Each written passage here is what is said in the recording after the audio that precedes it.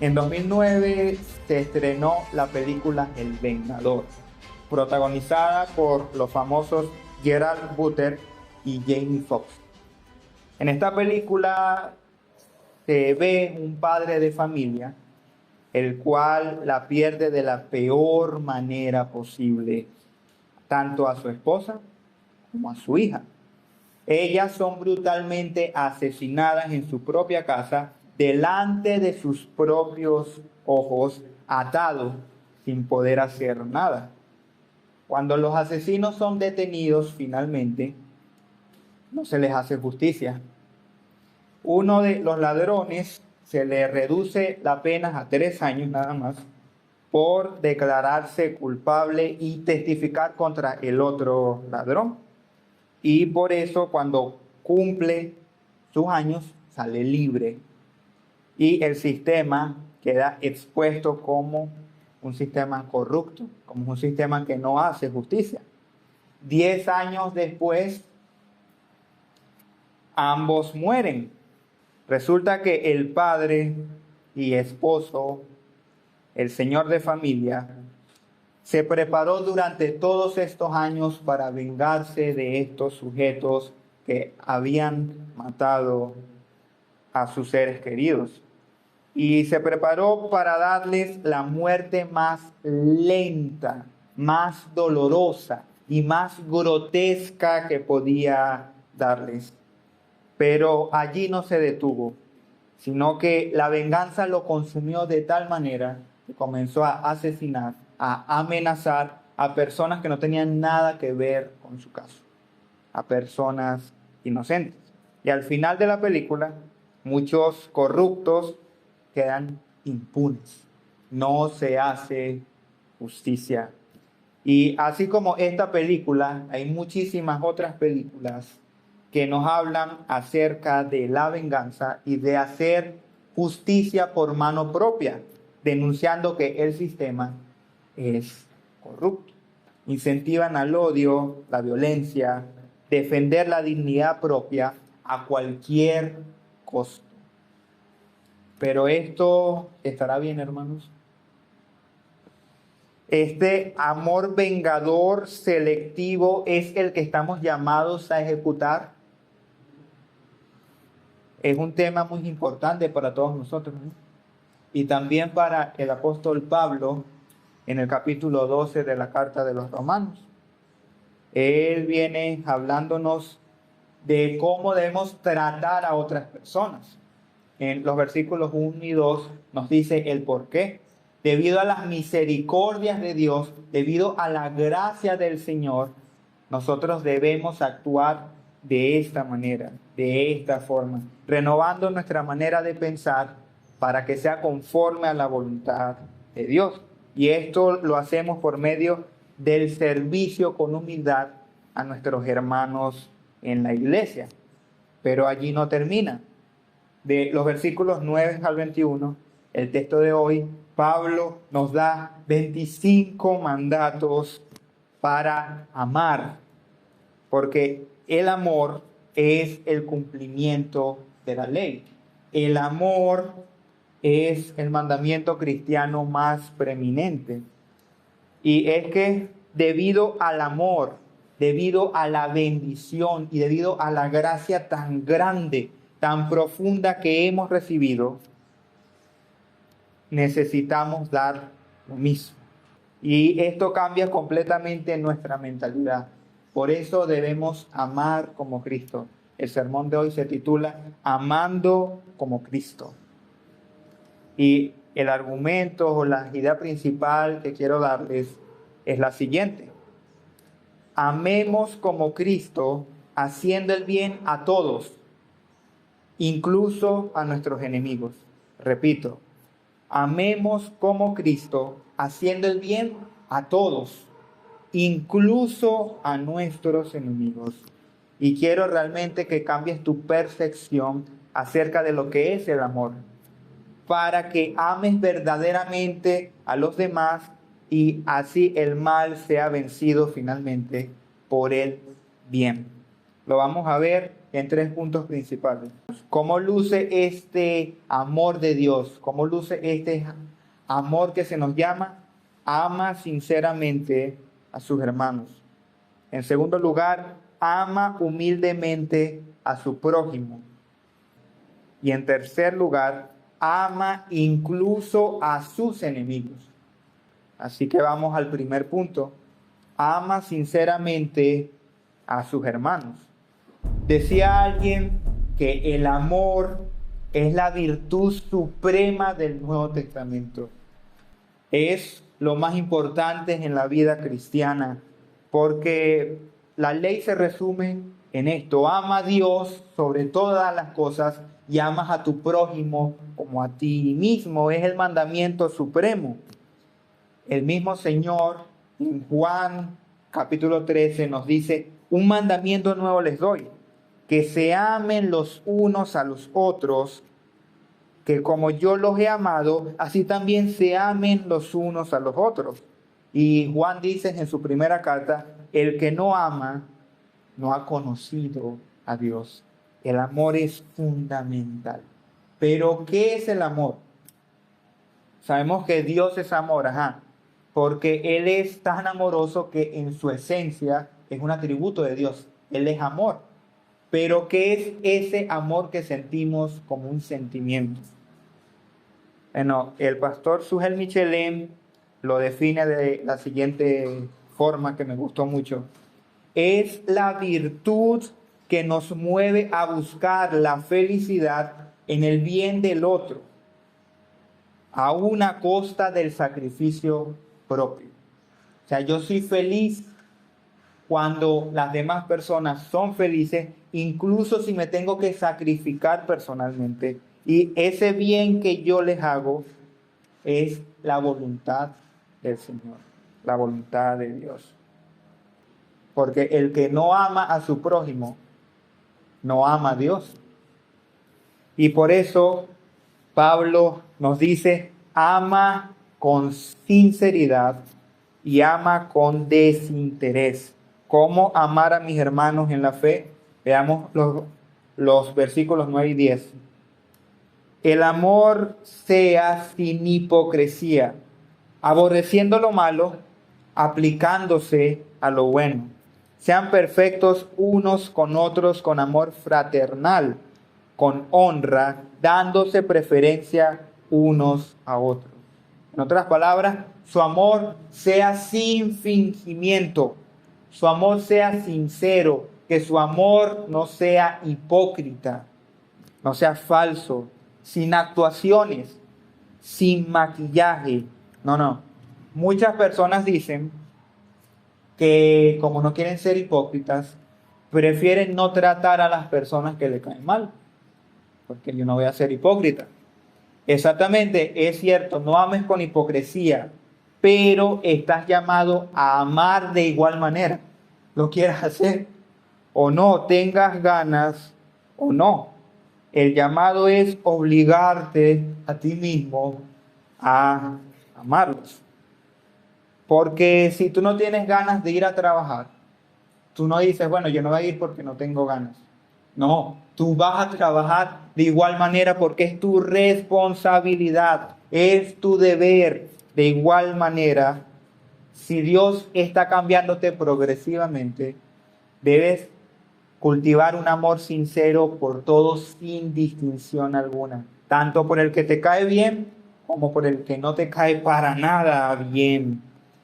Y pudiéramos decir también que ese amor no solamente debe ser sincero, sino que debe ser desinteresado, que no busca lo suyo propio, sino que lo hace sin buscar algo a cambio. Porque muchos aman para luego cobrar. Muchos hacen un favor para luego sacártelos en la cara y para que tú le devuelvas el favor.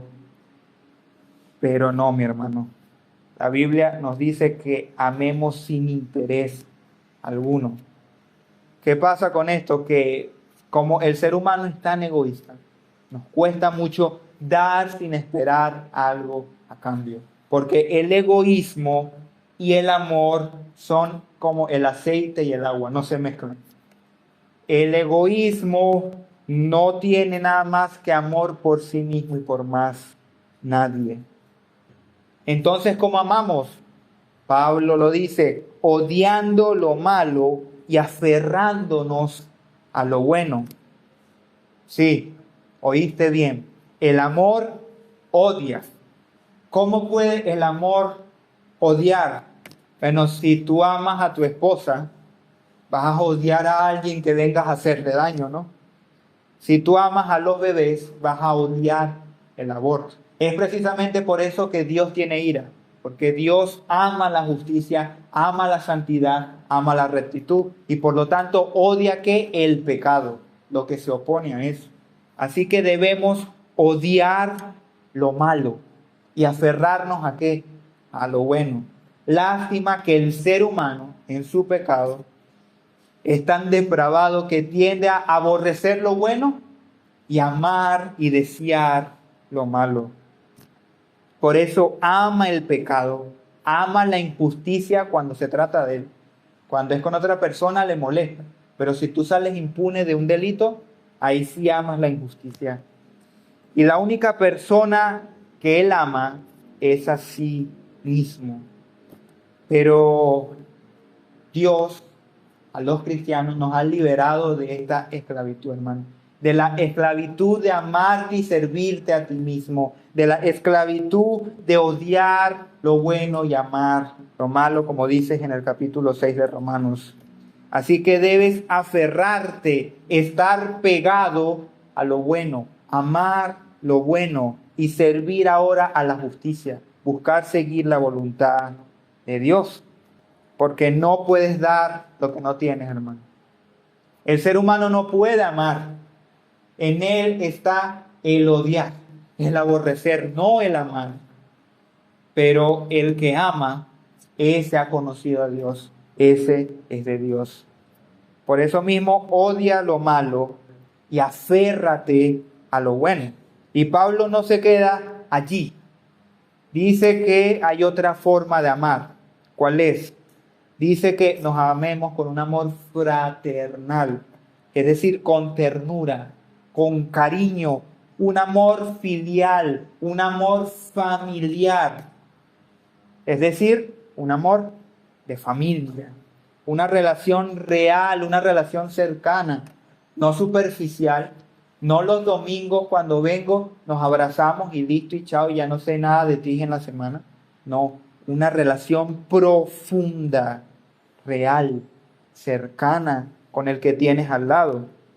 Así que por eso debes cuidar al hermano que tienes al lado.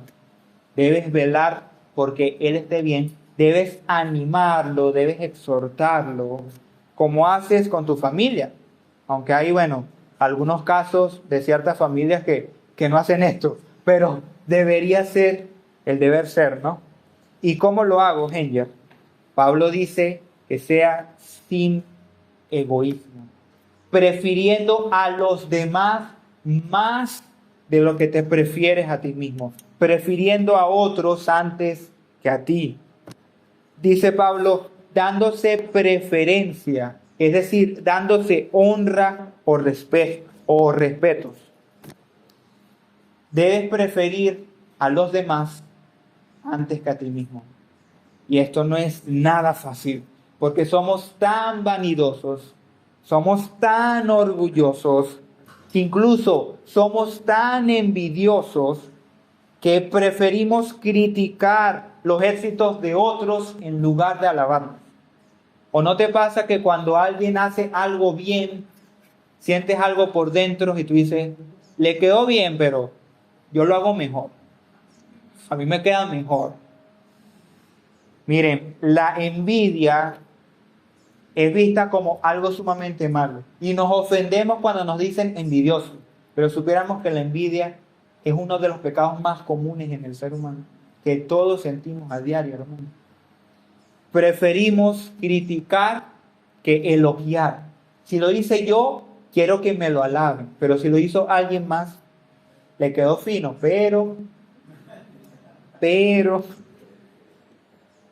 preferimos el aplauso propio que el aplauso a otras personas. El cristiano no piensa en sí mismo en primer lugar, sino que piensa en los demás. Da honra a sus hermanos y no a sí mismo. Alaba a sus hermanos y no a él. Aplaude los éxitos de sus hermanos, no los suyos propios. Da la gloria a quien se la merece, ni siquiera al hermano. Le da la gloria a Dios, al Señor, porque sabe que todo viene de Él. Por lo tanto, muestra, hermano, cariño a tu hermano. Muestra admiración inclusive si esto es sacrificar tu satisfacción personal. Y no solamente debemos amar con sinceridad y con desinterés, sino que también debemos servir con gozo y sin reservas. Vea el versículo 11, 12 y 13. Dice Pablo, no sean perezosos en lo que requiere diligencia. Más bien que sean fervientes en espíritu, sirviendo al Señor, gozándose en la esperanza, perseverando en el sufrimiento, dedicándose a la oración, contribuyendo para las necesidades de los santos y practicando la hospitalidad. De los versículos 3 al 8 del capítulo 12, Pablo nos dijo que Dios nos repartió dones para servir a nuestros hermanos. Diversos dones, porque todos nos necesitamos. En la iglesia nadie es independiente. Todos necesitamos de todos. Somos un cuerpo. Pero hay un obstáculo muy grande para el servicio. Y Pablo dice que es la pereza. Somos flojos, hermano. Nos cuesta ayudar. No es natural en el ser humano el ayudar. A estos hijos de Adán que pensaron primero en sus propios intereses en los demás. Y ser perezosos, ser pasivos, no necesariamente es pereza en el sentido físico, que no te quieras levantar de la cama. No necesariamente, sino que se refiere a indiferencia. Se refiere a, bueno, realmente no me importa lo que le suceda a él. O bueno, ese no es problema mío. Es problema del hermano, yo no me voy a meter en eso. No es mi problema. Es no hacer lo que deberíamos estar haciendo. Es dejar nuestras responsabilidades de odiar lo malo y hacer lo bueno. Y por lo tanto, dejamos que el mal siga fluyendo sin freno. Es como que nosotros podamos tapar una gotera, pero no lo hagamos porque no es asunto mío. La gotera va a seguir allí. Pero no, mi hermano. ¿Cómo van a cambiar las cosas en este mundo malvado si tú te sumas a su causa? Si tú haces lo mismo que este mundo hace. ¿Cómo vamos a terminar con la maldad si tú no trabajas diligentemente con otros para que finalmente las cosas cambien? Sirve en lo que tus hermanos necesitan. Sirve a la iglesia del Señor. No importa si ves alguna injusticia, no importa si realmente no te cae bien algún hermano, porque tú no lo haces para el hermano. Tú no lo haces para el que te cae mal. ¿Para quién lo haces? ¿A quién sirves? Al Señor. Y por lo tanto debes hacerlo por Él y para Él, sirviendo a tus hermanos en la fe. Te pregunto, ¿para quién lo haces? Estás sirviendo al Señor, pero ¿por qué te enojas cuando otros no reconocen tu servicio?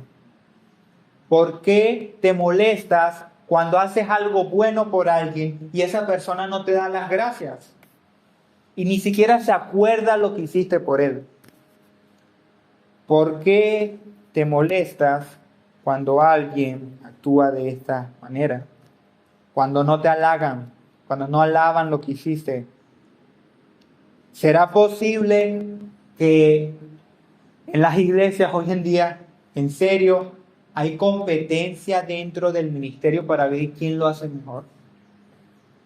Compiten para ver quién está aquí en el altar hablando, predicando o cantando. ¿Será posible eso dentro del cuerpo de Cristo?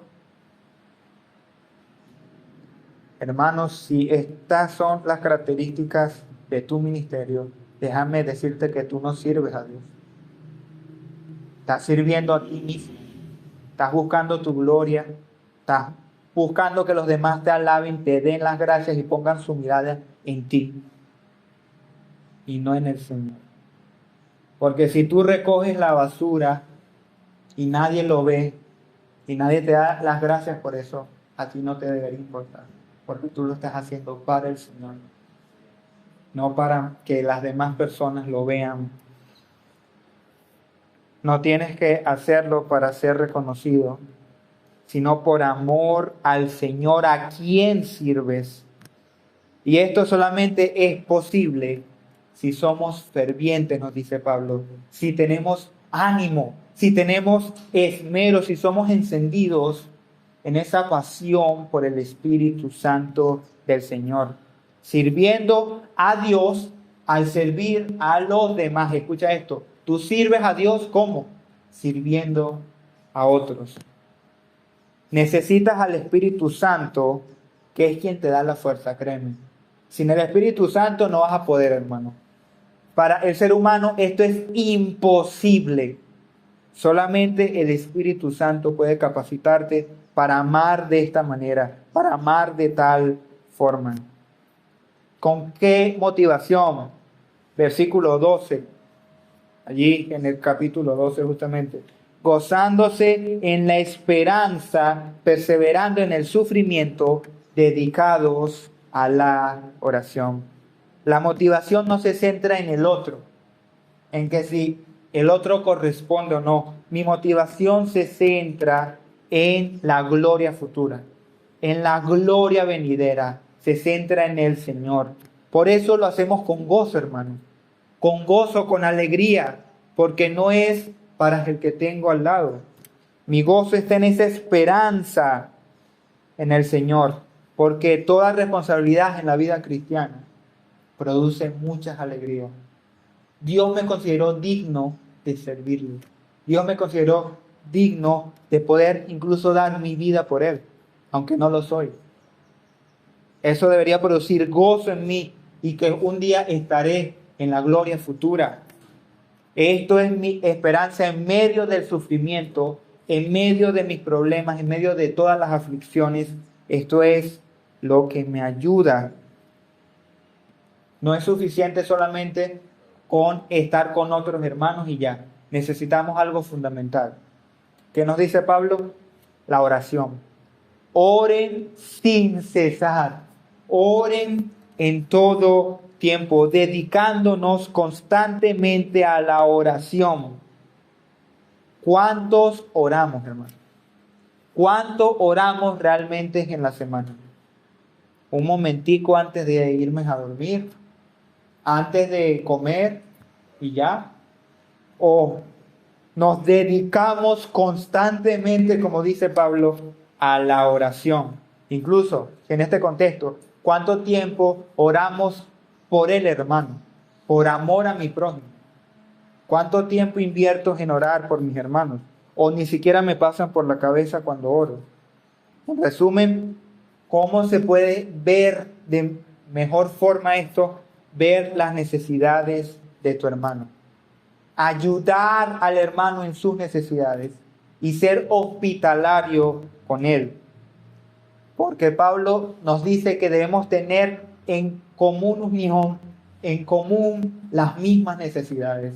Las necesidades de mi hermano son mis necesidades. Si él pasa hambre, yo tengo que tener el sentir de querer ayudarlo para que él no pase necesidad. Ese es el corazón de un creyente.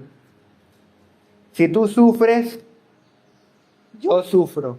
Somos un cuerpo. Y si uno sufre, todos sufren.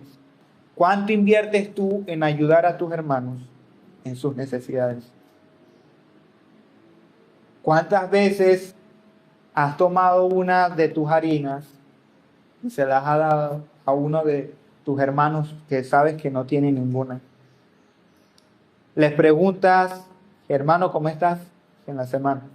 ¿Cómo te va? ¿Necesitas algo? Visitas a tus hermanos, les das palabras de aliento, abres las puertas de tu casa para que los hermanos vayan allí. ¿O te molesta tener gente en tu casa porque tú tienes muchas cosas que hacer? ¿Estás tan ocupado como para brindarle ayuda a tus hermanos? Son excusas, hermano. Son excusas. No tengo nada para darle, ni café tengo. Bueno, ponga agua con sal y listo. Una sopita. Lo que sea, hermano, lo que importa es el gesto de tener hospitalidad, nos dice Pablo para con el hermano. No descuidar esta parte. No descuides a tu hermano, sino recíbelo como recibirías al Señor en tu casa. Y esto nos lleva al segundo punto. Ama humildemente a tu prójimo. No solamente ames a tus hermanos en la fe, sino también al resto. En toda situación debes amar a tu prójimo. Porque si amas a tu prójimo, estarás viviendo el Evangelio. Estarás reflejando el Evangelio. Pablo nos dice en el versículo 14, bendices al que te hace mal. Dice, bendigan a los que los persiguen, bendigan y no maldigan. ¿Les suena familiar? Mateo 5:44. Pero yo les digo, dice el Señor Jesús, amen a sus enemigos y oren por los que los persiguen. En Lucas 6:28 lo dice también, bendigan a los que los maldicen, oren por los que los insultan. Y entendamos el contexto histórico de Romanos. Estaban siendo perseguidos tanto por el Imperio Romano como por los líderes judíos. Y ahora Pablo les dice a la iglesia en Roma, la que estaba en el epicentro de la persecución, miren, oren por quienes los persiguen. No maldigan a quienes los maldicen. Lo opuesto, bendigan a quienes los maldicen. Esto no suena para nada congruente, para nada lógico. Los estaban oprimiendo, los estaban persiguiendo, los estaban metiendo presos, los estaban torturando. Más adelante los van a lanzar a los leones para que se los devoren. Y Pablo nos va a decir que no maldigamos a esta gente, sino que los bendigamos, que oremos por los que nos persiguen. Sí. Exactamente eso. El Señor nos manda a bendecir y a orar por ellos, contra toda lógica. Y esto es lo que menos hacemos, ¿o no es así? Cuando te consigues a alguien por la calle que te insulta, no le devuelves el insulto o incluso le lanzas uno todavía peor. Oras por ellos, hermano. Le deseas el bien al que te desea mal. Miren, muchas veces nos encerramos tanto en nosotros mismos y en ocasiones hasta nos hacemos las víctimas, sentimos autocompasión de nosotros, que nos dejamos llevar por nuestros propios sentimientos. Y en nuestro orgullo creamos un Dios, porque como yo soy mi propio Dios, cuando alguien me ofende, cuando alguien me insulta, eso para mí es la mayor blasfemia del mundo. Y por lo tanto yo me voy a ofender de tal manera que me voy a amargar, que voy a generar en mí tanto odio y desprecio por esa persona, que voy a incluso desear su muerte, porque tocaron a mi Dios, a mí mismo.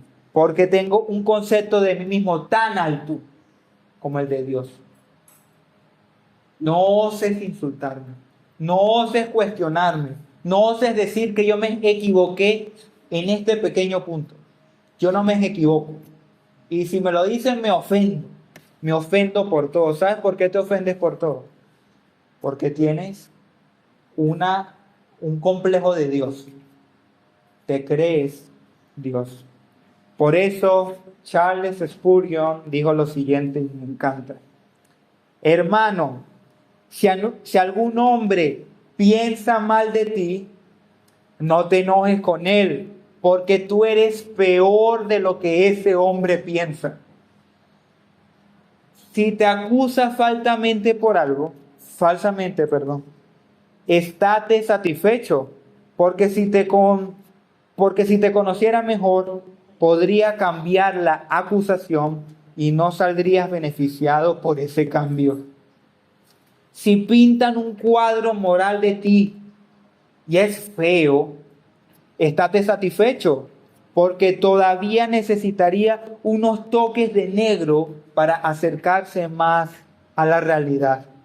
En otras palabras, si alguien te insulta, si alguien te acusa, si alguien piensa mal de ti, no te enojes, porque no importa cuál sea la descripción que esa persona dé, no importa cuán mala sea, tú y yo somos peores de lo que esa persona sabe. ¿Realmente crees que cada mínima cosa es una ofensa contra tu majestad, hermano? ¿Eres Dios? Cuando te quites a ti mismo del centro de atención, empezarás a ofenderte menos. Pruébalo para que tú veas. Ten un concepto de ti mismo prudente, sabio, el que dice la Biblia. Soy un vil pecador salvado por gracia. Allí comenzarás a ofenderte menos por lo que los demás hagan contra ti. Hermano, es que me ofendieron, me lastimaron, me insultó. Bueno, te pregunto, ¿hay un hombre más santo, más intachable, más valioso que nuestro Señor Jesucristo? Y a él también lo insultaron, lo escupieron, lo maltrataron, lo injuriaron, lo calumniaron y lo asesinaron. No hubo hombre más maltratado, humillado que nuestro Señor Jesucristo. ¿Y qué hizo él? ¿Se ofendió? ¿Se molestó? ¿Crees que han sido más injustos contigo de lo que fueron con Cristo? Yo merezco el infierno. Cristo no. Yo merezco que me traten mal. Cristo no. Por lo tanto, la gracia nos da humildad, hermano, lo que nos lleva a apoyar al prójimo. Por eso Pablo dice, apóyalo en sus situaciones. Versículo 15. Gócense con los que se gozan y lloren con los que lloran. Es decir, por esa humildad, por esa gracia que el Señor nos ha dado, debemos acompañar a las personas en su sufrimiento. Acompaña al prójimo en su dolor, llora con ellos, está allí con ellos, ten empatía, porque muchas veces somos tan indiferentes con las personas, hermano. No nos identificamos con ellos. ¿De verdad puede ser tan indiferente con el dolor ajeno? ¿Se murió un familiar de alguien? Y ay, pobrecito. Se muere mi familiar. Yo quiero que toda la cuadra venga a darme el pésame y consolarme. Pero yo soy incapaz de darle el pésame al vecino que no hablo mucho con él. Solamente te importa cuando eres tú quien sufres. Hermanos, necesitamos ser más empáticos con los que sufren y también gozarnos con aquellos que están alegres. Debemos celebrar sus éxitos, como decíamos antes. Si las envidias no lo permite, podemos sentirnos realmente orgullosos de nuestros prójimos, de nuestros semejantes. Y esto es fundamental. Amor y humildad van de la mano, están totalmente casados, versículo 16. Tengan el mismo sentir unos con otros. No sean altivos en su pensar, sino considérense con humildad. No sean sabios en su propia opinión. Hermano, aquí hay un contraste muy grande. No seas altivo, no seas soberbio, no seas orgulloso. Bájate de ese pedestal en el que te has montado. Piensa de ti mismo correctamente. Nos dijo en versículos anteriores.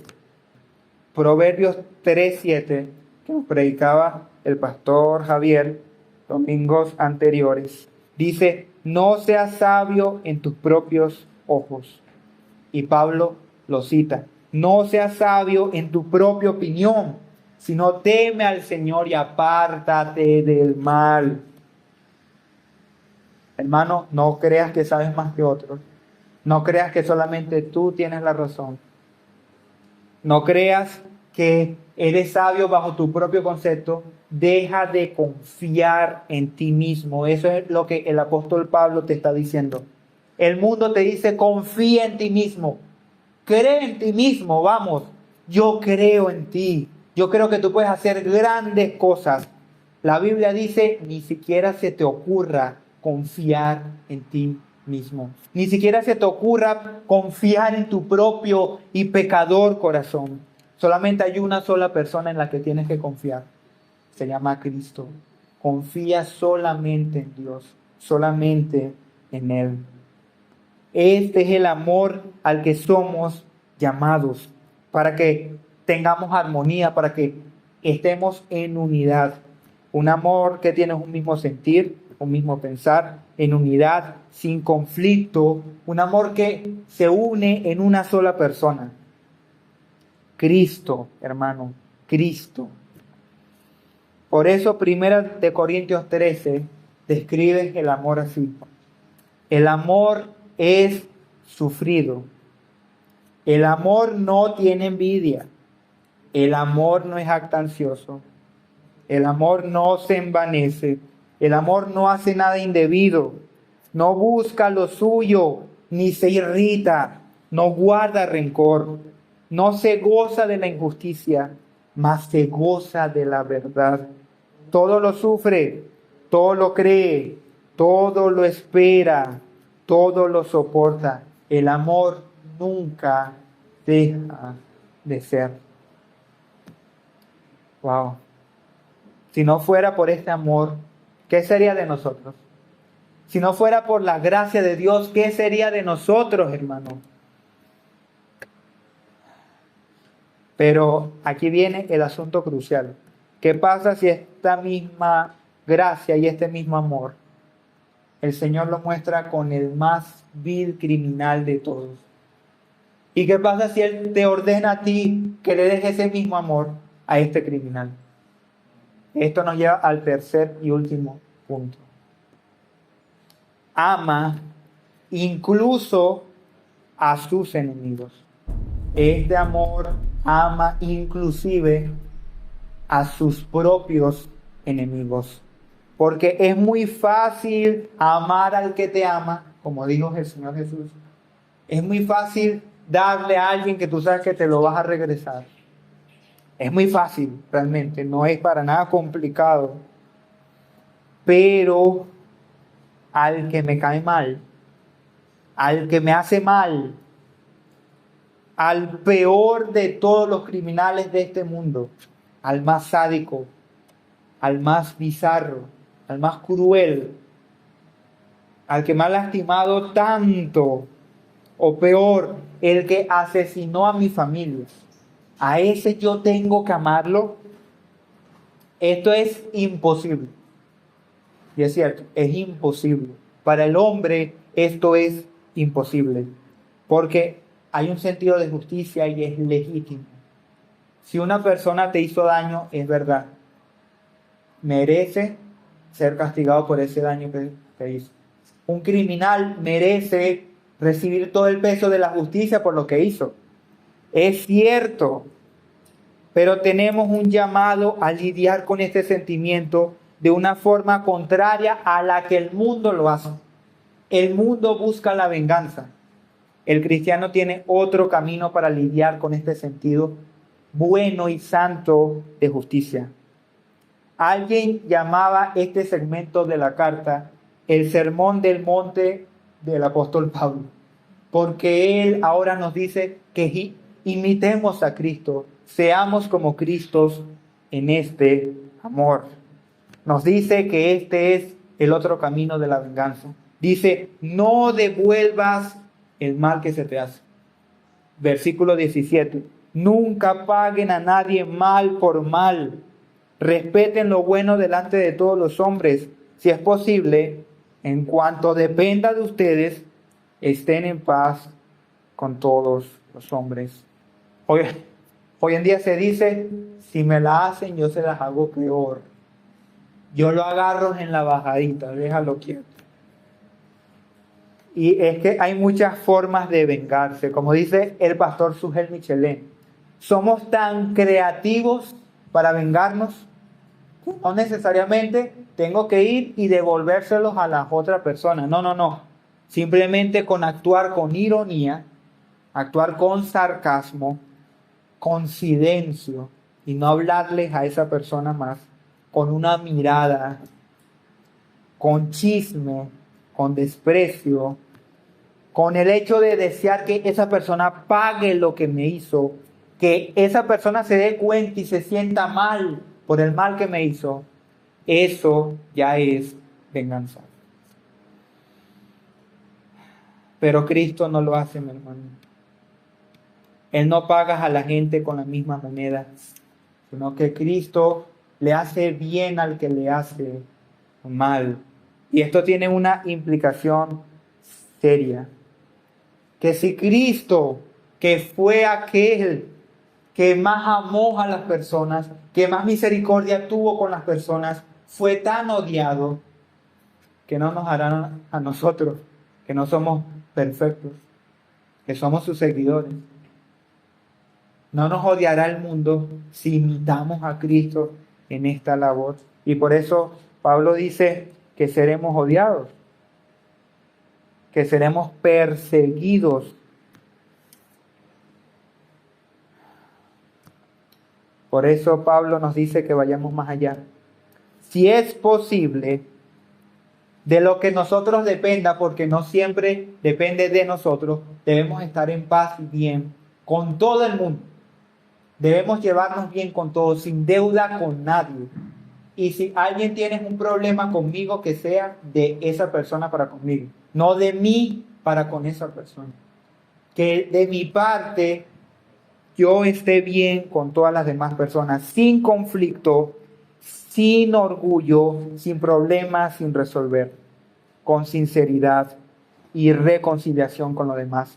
Y buscando siempre lo bueno. No para mi gloria, no para que las demás personas me vean, sino para dar testimonio al mundo. Yo soy un seguidor de Cristo. Yo amo como Cristo. Por eso ahora Pablo nos dice, no te vengues. Más bien confía en el juicio de Dios. Confía en la ira de Dios. Versículo 19. Amados, nunca tomen venganza ustedes mismos, sino den lugar a la ira de Dios, porque escrito está, mía es la venganza, yo pagaré, dice el Señor. Aquí cita a Deuteronomio 32, versículo 35. Mía es la venganza y la retribución. A su tiempo el pie de ellos resbalará, porque el día de la calamidad está cerca y se apresura lo que les está preparado. El Señor es el que vengará. El Señor es el que pagará. El Señor es el que tiene esta responsabilidad, el que tiene este juicio.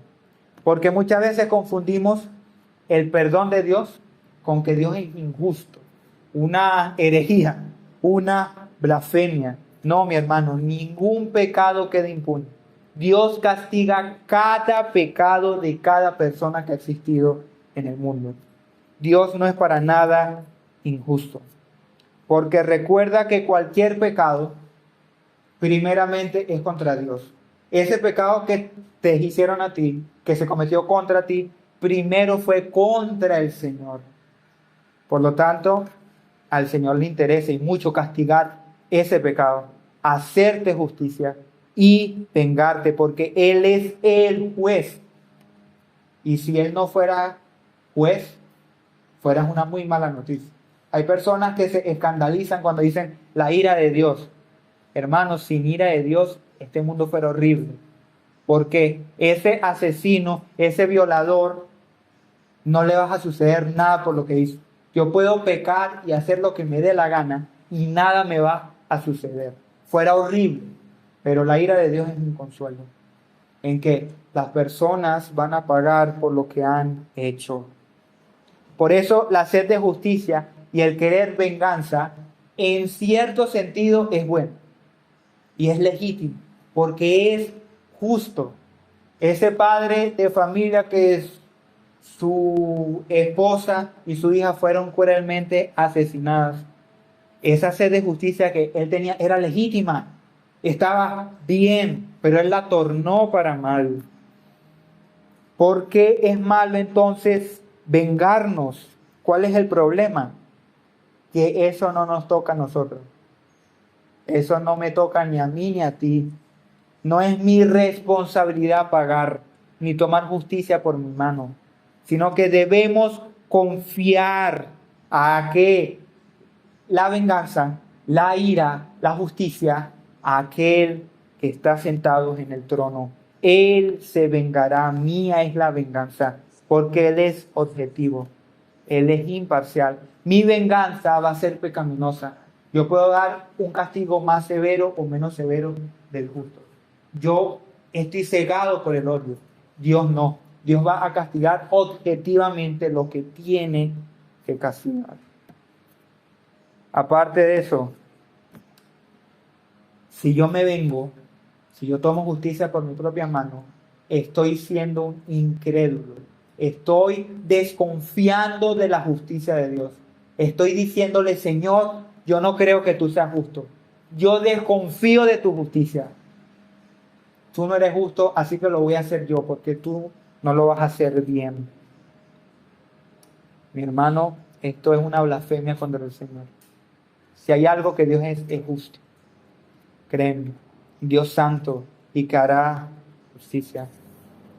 Y por otro lado, para los cristianos, si te vengas, estás siendo un hipócrita. No tienes base alguna, no tienes propiedad alguna para vengarte, porque Dios no te dio lo que tú merecías. Tú merecías el infierno, tú merecías la condenación, tú merecías la ira de Dios. ¿Y qué hizo Dios contigo? Te dio gracia, te perdonó, te salvó. Y ahora tú vas a venir a otra persona y la vas a juzgar. Le vas a aplicar todo el peso de la ley cuando a ti no se te aplicó. Henger, es que cómo lidio con este sentimiento, cómo lidio con el resentimiento, cómo lidio con las amarguras, con esta indignación. Porque es tan frustrante que todo lo que tú haces te lo devuelvan a mal. Tú le haces tanto bien a una persona, le das todo lo que tú tienes, te esmeras, te entregas completamente y esa persona lo único que hace es escupirte en la cara. Lo único que hace es devolverte el mal que tú no le has hecho. Tú tanto que la amas y esa persona lo único que hace es odiarte. ¿Cómo amas a una persona así? Y que buena pregunta. Pregúntaselos al Señor Jesús. Porque eso es exactamente lo que Él hizo contigo y conmigo. ¿Acaso no haces lo mismo cada día tú con Dios? ¿Acaso no pisoteas su dignidad? ¿No pisoteas su tolerancia, su amor, su gracia al pecar contra Él? Y tú por cualquier mínima cosa te ofendes y ya no quieres perdonar al prójimo.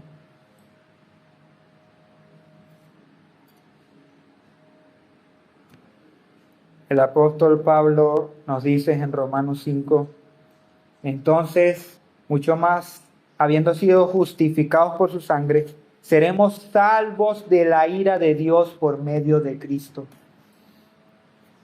Porque el sacrificio de Cristo, mi hermano, fue el que pagó tus pecados. Dios no fue injusto. Dios pagó los pecados, es verdad, pero los pagó en Cristo. Cristo fue el que recibió la venganza, la ira de Dios que tú y yo merecíamos.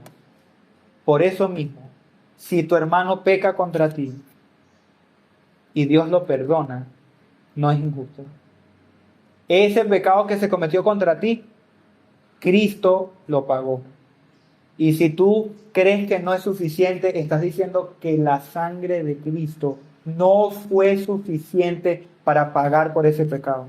O peor, que tu dignidad vale más que el sacrificio de Cristo. Hermano, si tú no perdonas, si tú no puedes perdonar, entonces no has entendido el Evangelio. No tienes ni idea lo que el Señor hizo por ti. Por eso Pablo culmina diciendo, vence el mal haciendo el bien a tus enemigos. Versículos 20 y 21. Pero si tu enemigo tiene hambre, dale de comer. Y si tiene sed, dale de beber. Porque haciendo estos carbones encendidos amontonará sobre su cabeza. No seas vencido por el mal, sino vence el mal con el bien. ¿Les suena familiar estas palabras? Nuestro Señor Jesús las dijo, ¿no es así? Pero supieran que no son originalmente del Señor Jesús. Son del rey Salomón en el libro de Proverbios capítulo 25, versículos 21 y 22. Dice, si tu enemigo tiene hambre, dale de comer. Y si tiene sed, dale de beber agua. Porque así amontonarás brasas sobre su cabeza y el Señor te recompensará. Wow, mi hermano. El Señor Jesús entendió muy bien esto. De tal manera que dijo, ustedes han oído ojo por ojo y diente por diente. Pero yo les digo, no resistan al que es malo. Antes bien, a cualquiera que te abofetee en la mejilla derecha, vuélvete también la otra. Ustedes han oído que se dijo, amarás a tu prójimo y odiarás a tu enemigo. Pero yo les digo, amen a sus enemigos y oren por los que los persiguen, para que ustedes sean hijos de su Padre que está en los cielos, porque Él hace salir su sol sobre malos y buenos y llover sobre justos e injustos. El Señor Jesús dijo también, si aman a los que los aman, ¿qué mérito tienen? Porque también los pecadores aman a los que los aman. Si hacen bien a los que les hacen bien, ¿qué mérito tienen? Porque también los pecadores hacen lo mismo. Si prestan aquello a quienes esperan recibir, ¿qué mérito tienen? También los pecadores hacen lo mismo. Antes bien, amen a sus enemigos y hagan el bien a quienes los persiguen. Decía Charles Spurgeon que si tú le haces mal al que te hace bien, te hace como Satanás. Si haces bien al que te hace bien, te hace como los hombres. Pero si tú haces bien a aquel que te hace mal, eso te hace como tu Padre, el Señor. Esto es amar como Dios. Esto es reflejar a Dios. Un amor sobrenatural que no nos cabe en la cabeza, hermano. Que realmente se sale de nuestra comprensión. No seas vencido por el mal, hermano. No hagas el mismo mal que las demás personas están haciendo, sino frena el mal. No seas un instrumento del mal, sino haz tú el bien. Y así cada creyente que haga el bien va a detener, va a obstaculizar el mal. Y así es que vas a tener la victoria. Esto es la verdadera victoria, que no sigues contribuyendo al mal con la violencia, sino que pones la otra mejilla y haces el bien a los demás. Por eso amemos como Cristo, haciendo el bien a todos incluso a nuestros enemigos. Para ti que estás sin Cristo, para ti que no entiendes este tipo de amor, o que dices, bueno, que Dios me perdona a mí, pero a ese desgraciado que me hizo eso, a ese que no lo perdone, él sí merece ir al infierno por toda la eternidad. Te recuerdo el Evangelio una vez más. Tú que te rebelaste contra Dios, tú que cometiste traición cósmica, tú que insultaste al Señor y le escupiste en la cara al transgredir toda la ley del Señor. Tú que te amas a ti mismo y a nadie más. Tú que amas lo malo y odias lo bueno. A ti te viene la condenación. La justicia de Dios, la ira de Dios. Aquel que es la venganza se vengará en el día del juicio. Pero déjame darte una buena noticia. Él no pagó mal por mal. Él no se vengó. Él hizo lo bueno delante de todos. Él odió lo malo y amó sinceramente a sus enemigos pecadores y nos sirvió diligentemente con humildad, con ternura. Cristo lloró con los que lloraban. Cristo se gozó con los que reían. Él agradó a los necesitados. Él nos salvó, hermano, en la cruz con amor sacrificial. Cuando lo escupían en la cara, cuando lo torturaban, cuando lo clavaron en esa cruz, ¿sabes qué dijo él? Padre, perdónales, porque ellos no saben lo que hacen.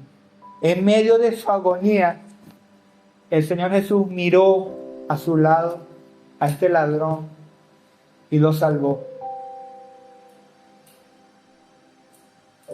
Este hombre recibió la ira de Dios en nuestro lugar y pagó toda la deuda que teníamos para con él. Dios fue vengador. Él pagó nuestros pecados en Cristo Jesús.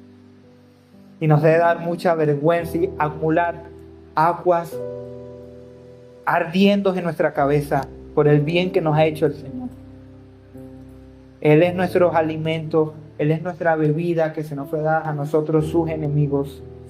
En Él hay gozo y paz. Por eso le amamos a Él, porque Él nos amó a nosotros primero. Rinde tu vida a Cristo, mi hermano. Deja de confiar en tus propias obras. Deja de creerte la mejor persona del mundo, no lo eres. Confías en aquel que pagó por tus pecados. Confía en el amor de Dios, en el profundo amor de Cristo, sin medida, sin fin.